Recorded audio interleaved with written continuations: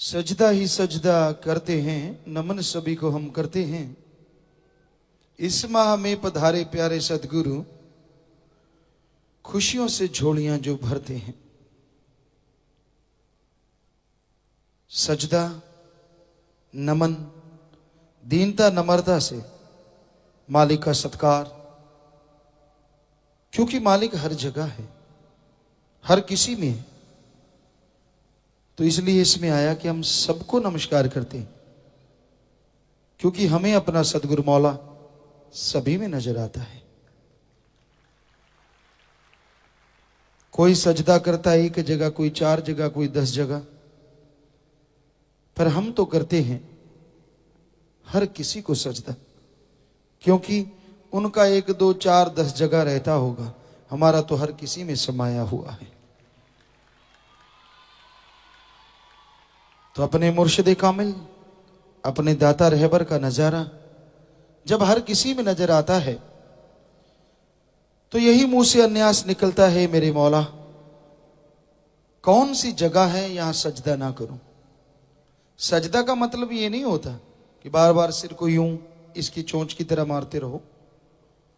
सजदे का मतलब होता है कि आपके अंदर सत्कार है अपने अल्लाह वाहिगुरु सतगुरु मालिक की तरह। एक भावना है कि सारे मेरे मालिक की औलाद हैं, हर किसी में मेरा मौला निवास करता है, कोई जगह उससे खाली नहीं। तो सच्चे दिल से बुराइयों से तौबा करता है जीव, और अपने सतगुरु मौला को सजदा करता है। तो इस भजन में अपने शास्त्र नाम शाह मस्तान जी को हम अरबों बार सजदा करते हैं और करते ही रहेंगे। उनका जन्म माह है।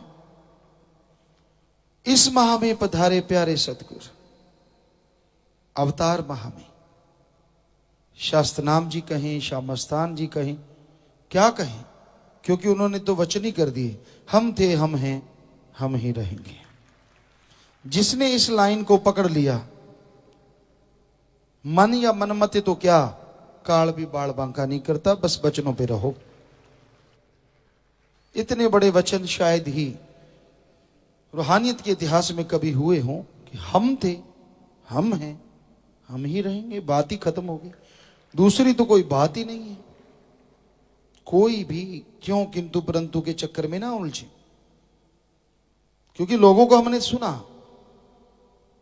परमपिता जी के रहमो करम से नाम चर्चाएं होती हैं अब भी पूरे देश विदेश में हर जगह। तो उस समय जो ब्लॉक की नाम चर्चा होती उसका, या गांव की नाम चर्चा होती उसका, जो भंगीदास होता उसे सेक्रेटरी कहते थे। तो हमें भी सतगुरु जी ने वहां सेक्रेटरी बनाया हुआ था।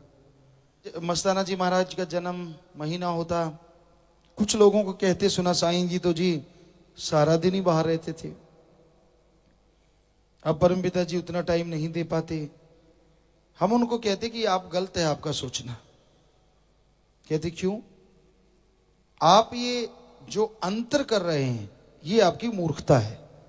जब साईं मस्ताना जी महाराज ने कहा कि हमने तो भाई कुछ पैसे अभी ताकत का इस्तेमाल किया है, आगे आगे देखिए ताकत इसका ज्यादा इस्तेमाल करेगी, रूहानी शक्ति का।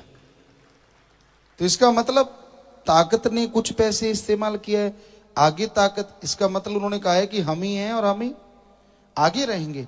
तो आप ये कैसे कहते हैं? और तब संगत सैकड़ों में थी, धीरे धीरे हजारों में हुई, और अब संगत लाखों में है। परमपिता जी को उतना काम धंधे रहते हैं, फिर भी बहुत टाइम निकालते हैं। कहते नहीं जी, पहले साईं जी बैठे रहते, खाना खाते, सबको दे देते, खुद खाते रहते, साथ मतीरे फोड़ लिए, वो खा लिया, तोड़ लिया, बैठे बहुत देर देर सारा दिन, रोजाना ही ऐसा होता था। तो हम उनको समझाते कि आपकी अकल पे पत्थर पड़ गए हैं, ज्यों ज्यों साथ संगत बढ़ेगी ये टाइम कम होगा। परमपिता जी ने भी वचन कर दिए, आवाज दी, सेवादारों को नहीं सुनी, 2-3 बार। कहते ऐसा टाइम आएगा आप आवाजें दोगे, हमारे पास टाइम नहीं हुआ करेगा। कितना कम टाइम आपको बाहरी तौर पे दे पाएंगे। और वाकई हम तो अपनी तरफ से कोई कमी नहीं छोड़ते, हर संभव कोशिश करते हैं, क्या पूरी रात, क्या पूरा दिन, जब भी टाइम मिलता है, जब भी समय मिलता है, फुर्सत मिलती है, तो आपकी सेवा के लिए ही तो हैं। पर परमपिता जी के वचन, कई बार पहले बाहर टॉयलेट वगैरह बनाई होती बाहर आश्रमों में, विप्रवा जी आम जाते। लेकिन धीरे धीरे सात्संगत इतनी बढ़ गई कि बाहर जाना मुश्किल हो गया। हम यूपी में जाना बंद किया, क्योंकि जैसे ही जाते घड़ियां गिनना शुरू, कितने मिनट हो गए। हमने कहा बड़ा काम टेढ़ा भाई, ये तो चलने नहीं देते। चलो फिर इकट्ठ इतना होने लगा कि एक कदम नहीं रख पाते। अब अचानक भी निकल आए तो निकल आए। जैसे यूपी भंडारे में हम बहुत जगह, हर जगह जाके आए रात को, किसी को कोई मालूम नहीं, वो अलग चीज है। बेपरवाह जी चाहे किसी को नहीं मालूम, पर हम बहुतों के पास खड़े होके देख के आए, बहुत लोगों के पास जाके आए। तो ऐसा कई जगह जाते रहते हैं, सदगुरु की कृपा से वो ले जाता है। हम में तो ऐसी कहाँ ताकत। तो बेटा समय समय की बात, तब सैकड़ों में, फिर हजारों में थे। परमपिता जी टाइम देते, जब लाखों में हो गया तो बेपरवाह जी ने भी टाइम फिक्स कर दिया सुबह शाम का। और अब तो बेपरवाह जी के वचन दिन दुगनी रात चौगुनी करोड़ों में पहुंच गया है ये काफिला। और अब पता नहीं कहां तक पहुंचेगा। ये उन्हीं के वचन, हमारे पास कुछ नहीं है। उनके वचन, उनकी ताकत अंदर बैठी है, वो करवा रही है। सो उस सतगुरु मौला का जन्म महीना चल रहा है, तो मालिक बेइंतहा खुशियां बख्शे सबको। वचनों पे अमल किया करो, फिर कोई कमी नहीं रहती। मालिक अंदर बाहर रहमो करम से माला माल करता ही रहता है, झोलियां भरता ही रहता है।